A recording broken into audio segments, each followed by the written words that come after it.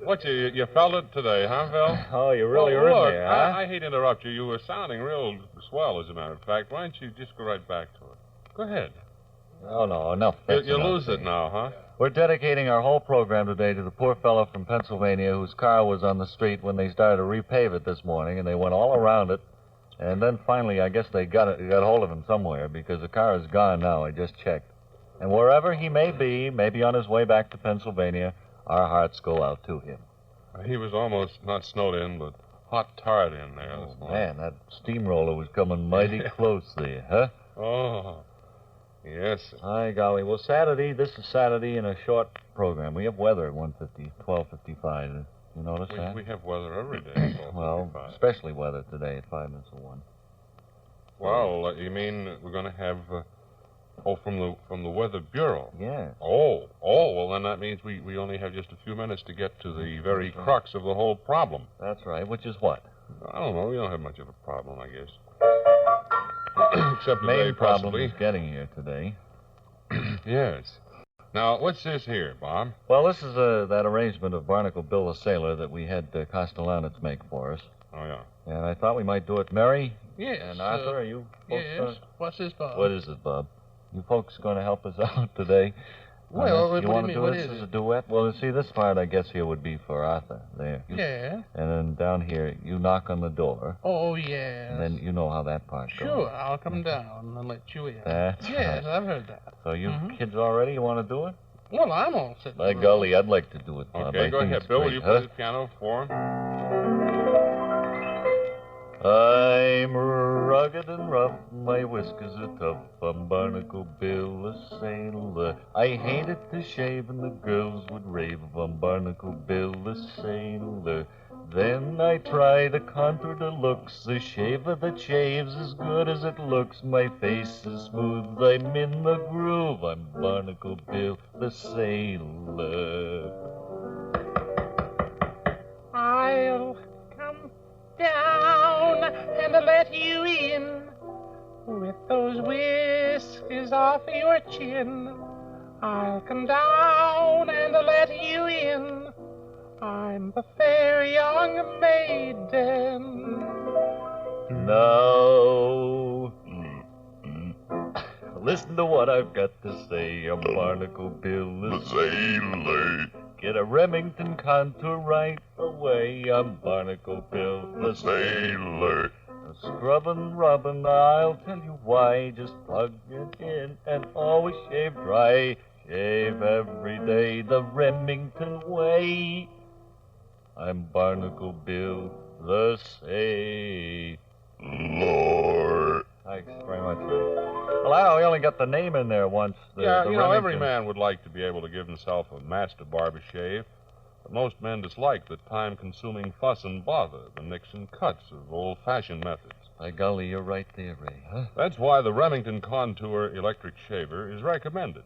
The Remington Contour has more than twice as many cutting blades as other shavers. Will it fit the dimple in my chin? And only Remington blades are diamond-honed for super sharpness. The Remington Contour is the only electric shaver used by the master barbers in the famous terminal barber shops. Well, we can tie this in with B&M, can't we?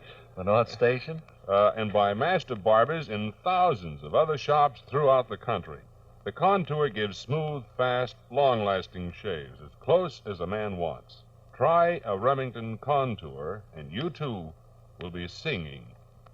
I don't want to do that again. No, please. We had enough singing. I don't think we could have, Mary, we couldn't fit that into a 1-minute E.T., do you think? We'd have to speed it up a little bit. Yeah. Huh? Mm-hmm. That's for sure. Well, I thought that went very well. I thought you were good. Thanks very much. But Bill, who was wrong? Bill did. I was wrong, really. Oh, I gave him the wrong cue for the thing. Oh, I see. And, of course. Yes. But Bill has been teaching me to play the piano. Oh, yeah. And I'm going to help him play a solo today. All righty, yes. So, will you introduce me and I'll go over here? Now, you're going to sell a railroad? Well, we have to mention the Boston and Maine this afternoon, Bob.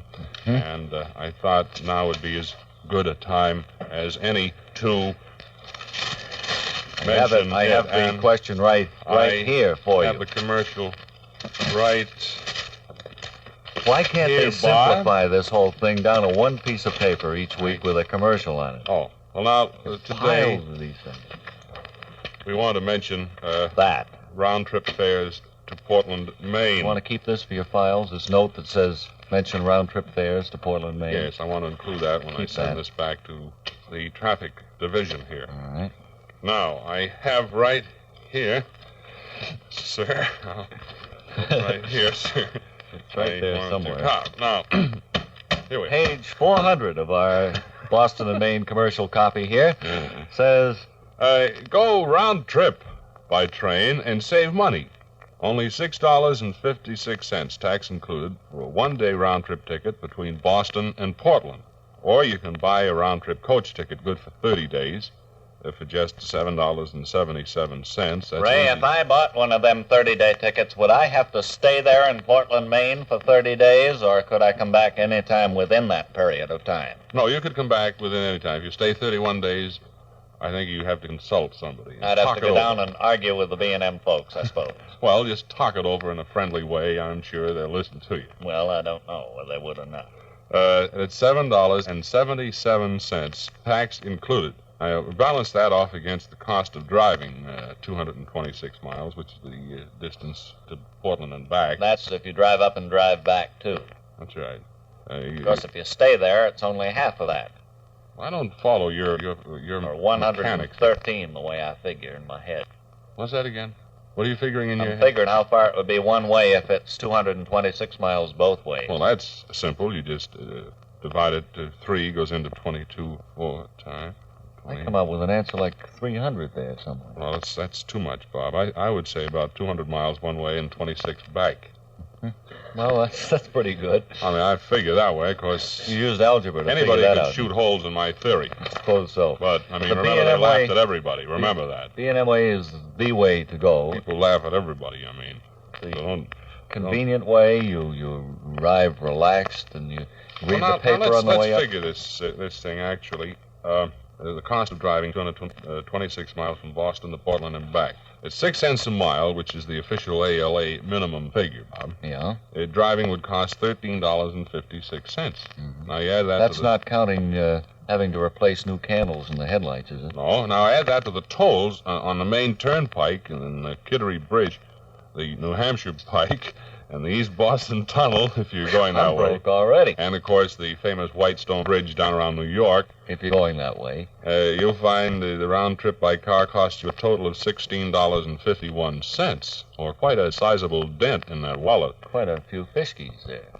That's more than twice as much as the round trip by train. And what's more, you ride in comfortable adjustable seat coaches, too. So travel to Portland and back by train, and you can relax. Avoid traffic tie-ups and get where you're going on time, regardless of the weather. Take it easy. Take the train. Very good. Wonderful. We have anything else that we want to be sure and mention today?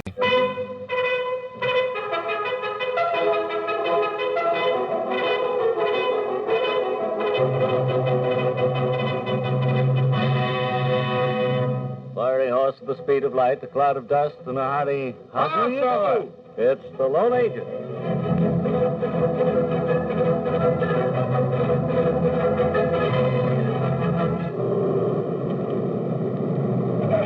Now, wait on. Hold it. Let's start this thing all over again. Uh-oh. Did you receive your instructions before this began?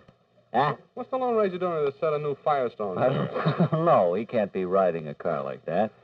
We'll start it all over again, huh? Let's take Wait a minute. He has to answer the phone. His wife is calling. Two No. loaves of bread. It's the engineer in Pound of control hamburg. calling up, waving a finger at him verbally. Oh. Are we all set? Oh. I see. Okay, go ahead.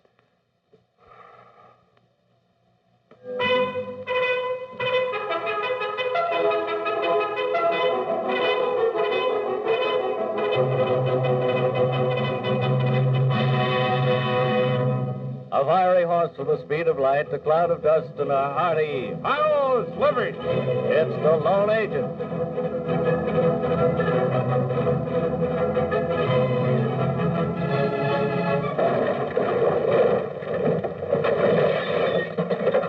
He fell down.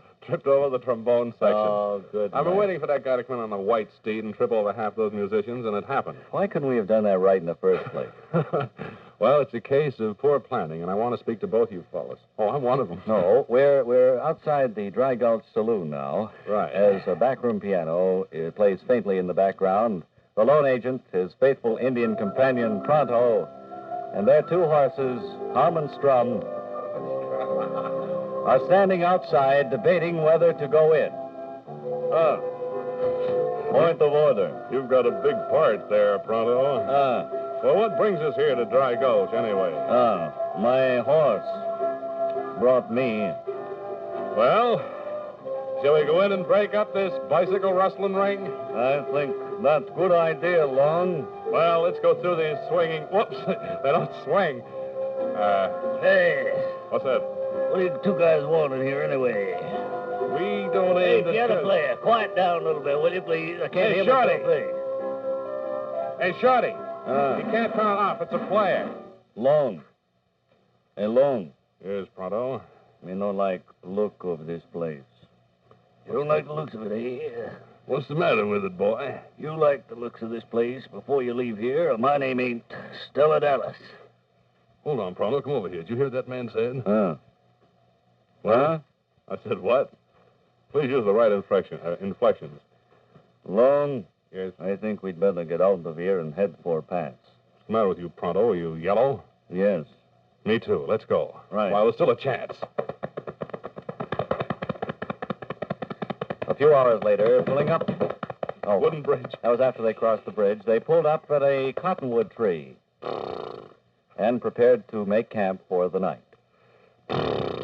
You going to make the Parker House rolls tonight, Lone? That's right, Pronto. Fortunately, I have some butter here in the saddlebag. Is it fresh creamery butter from nearby farm? It was fresh when we went through the Death Valley this morning. Well, then it should be good. And what? I get wood for fire, kindling. Good. So I get kindling wood for fire. All right, Pronto. Wish they Meanwhile, write my I'll stay script here in and- English. Pronto, let me talk, please. I'm the Right, hero on this you're program. the brains here, even though I am infinitesimally brainier. Where did you get all those words, Pronto? Me Boston brave. It's no excuse. Here's wood for fire, Lone. Good. Wait just a moment here. Just as I suspected. Pronto, do you realize what this is? Yes, sticks of dynamite. I didn't think you'd recognize them. For 5 years, I have wanted to do away with you. Wait just a moment. I'll pull that mask off you No, see who you are. Pull that mask off of me. By George, how did you ever discover I was Mr. Schlemelian in disguise? It just The came on audience me. at all times knows that it was... Well, so much for the Lone Ranger. That ended in a terrible failure. I thought for sure we'd have a gunfight there, but we didn't come up with the sound effects. Now, back at the Dry Gulch Saloon, the piano player is... Oh, never mind. No, never mind, Don't Bill. bother to bring it all You up. see, Bill has to tear down that piano and hide it in the shrubbery and then put it together again 3 or 4 times during the So program. not only does Green have the same costume that I have on today, but he has the same haircut almost.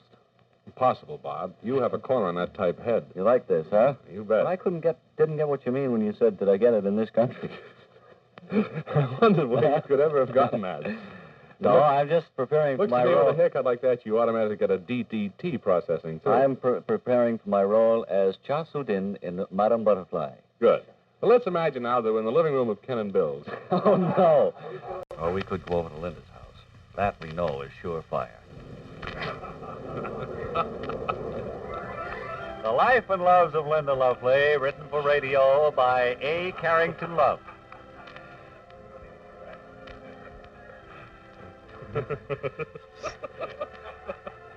Linda Lovely stars Marcia Van Alshot as Linda, Sherman Alsternley as David. Uncle Eugene is portrayed by Horace K. Winterhalter. Ow. Will you watch that? One of those pedals is loose, Ken, and it sneaks over and hits me a stunning blow on the side of the head. That's right. Once Just or twice leave a the program. glissando out next time you play the theme. Please. Linda and David are in the living room of their small house halfway up the next block as Trying to- water rushes in the front door. Folks, I got a message for you. What is it, Walter? Water? I've just invented something. Good. I'm What are you going to going to call it gelatin. Oh, great. crazy gelatin. You can do anything with it. Crazy gelatin. Floors and floors of it. Oh, you can squash it, and it shakes like Jell-O. Yeah. And you can eat it. You can melt it down and drink it. I call it just crazy gelatin. It's one of my craziest things. Very good. You're gonna put it out commercially? I got to go along now. Okay. Bye. David, who was that? I don't know, my dear. I've never seen him before in my life. What is... Hello, folks. Hello, Uncle Eugene. I'll show you my photograph album here. No, let's see. Picture me standing in front of the railroad station in Peoria, Illinois, 1907. I saw that one. You see this one of me standing in front of the railroad station in Woburn, Massachusetts, 1908? Yeah. That was a wonderful station. I remember a few months after this picture was taken, my whole family stood in front of that station in Woburn, had their picture taken. Yeah. Just as a train came by. Funny thing, we were standing too close to the tracks, Mother and Daddy and my three brothers, all except me. And a couple went on to Lowell, did they? They never did find three of them. Well, that's beside the point, Uncle Eugene. No, it was right on the point. That's the trouble. Yes, Uncle Eugene, you Well, what's new among you folks? Standing in front of any railroad stations lately? No, we've been trying to pack some gelatin. We've been trying to pack some gelatin here into a pigskin. We don't know just how to do it, Uncle Eugene. We don't know whether to use a shoehorn or just squeeze it in. Well, that is a problem. I could take that upstairs to my research laboratory and work on it a while. Would you please? You folks have colds today? No, but you have a ghastly one. No, I don't. I don't have a very cold whatsoever. You sound like you do, Uncle Eugene. Oh, you need 14-way cold tablets or something. Well, I should take them, I know. I've been neglected. We feel fine, Uncle Eugene, just like $1 million. Yes. Green and wrinkled. No, Uncle Eugene. What did he say, Dave? He said green and wrinkled, I What believe. does he mean by that? I don't know. What do you mean by that? I think he has some hidden message there for us, David. Yes, but I can't tell you about it as yet. That will come out in next Monday's program. Uncle Eugene, tell me, have you been to Mrs. Johnson's today? No, I haven't. She didn't call me up this morning, so evidently she doesn't want me to walk up the side of her house today. Well, why don't you go and surprise the dear woman and go do it without her calling? Sure. Throw in one free walk up the side of the house. She'll never know the difference. Why don't you, Uncle Eugene? Well, that's a pretty good idea, folks. I'll be seeing you then. Good, now go make fudge. Bye, aye. Bye, Uncle Eugene. Bye. Well, that's the end. Nothing much happened at the small house in River's Mouth today, but it is nice to greet the lovable old characters once again. Tomorrow we'll hear Linda say, This will have to come to a point. that's tomorrow on The Life and Loves of Linda Lovely. Written for radio by A. Carrington Love. She's speaking of her head when she said that. Let me take a look at the commercial situation. It's a little better today. It's improving. First of all, we have a regular cigarette sponsor, and we'd like to hear from them now. Chesterfield satisfy women and men. Chesterfield's over and over again. Milder, much milder, all smokers agree. Always buy Chesterfield's ABC. We're in luck today. We only have 3 sponsors who hired the program and then backed out at the last minute. Well, we're improving our record all along. Now then, about this guest we have. Yes, sir. Let's introduce him to I our think we two should. friends out there in Right Long here. Radio You Lane. two folks listening will, I'm sure, be familiar with the name when we tell you who our guest is, and I think you'll be very happy to hear from him again. Billy B. Van, Bob Elliott, Billy B. Van. Hope the 4 of you have a good time. Hi, Bill. Hi, Bob. And my name is Ray. Hello, Ray. Hiya, Bill, old And boy. this is, Why, I've seen you before. Yes, you sure did. On Yeah, that- we have the sunshine of New England, and Ray is with us all the time. Oh, that's a say, plug. That's Billy, a plug for Newport. you won News. my orchid for Right. the Well, day. you'll get an electric blanket on your way out. Sure. Oh, get an electric blanket. Billy and I used to do programs together. One we did together. That was up in Lowell, as I recall. Did That's you? right. Yeah, on the program Spreading New England's Fame. I remember Spreading that. New England's fame. That's right. That How- was quite how a while long ago was that? Oh, what, 40 or so? You don't remember the song, do you? No, I The don't. theme song? As a matter of Yeah, fact. the theme song. No, I don't. Our hearts beat with pride as we stand side by side, spreading New England's fame. Oh, that's right. I remember. Yeah? I remember hearing it, but I was checking with the cashier about my money at the time. Yeah, I see. Oh, you ought to record that, Bill. That's a great song. You I know did that- record it. Did you record that? Yeah. That's on black market label, isn't it, Bill? No, not on black market label. No. We're advertising Calvert's booze. Uh-oh.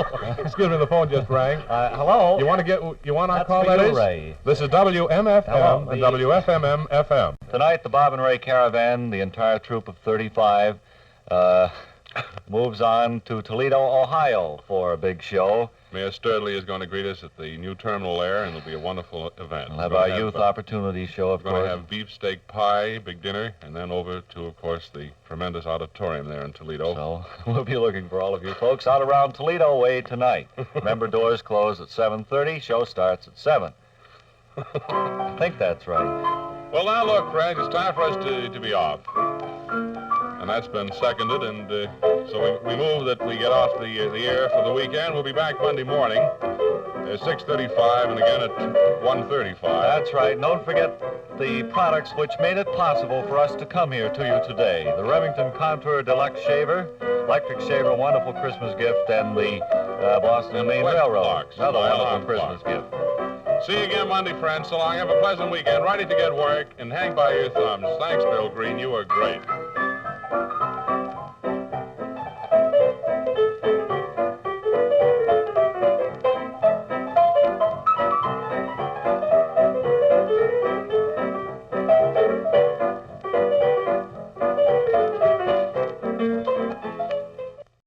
But don't say anything. Go! Shut the light. Stop it. Hold on. Now, wait a minute. Wait a minute. We had this all out yesterday. I wasn't thought we had made arrangements that you were to go on my finger. it? No, it was my finger. All right. It was my finger. Oh, all right. Well, all right. Now, Now, wait. go.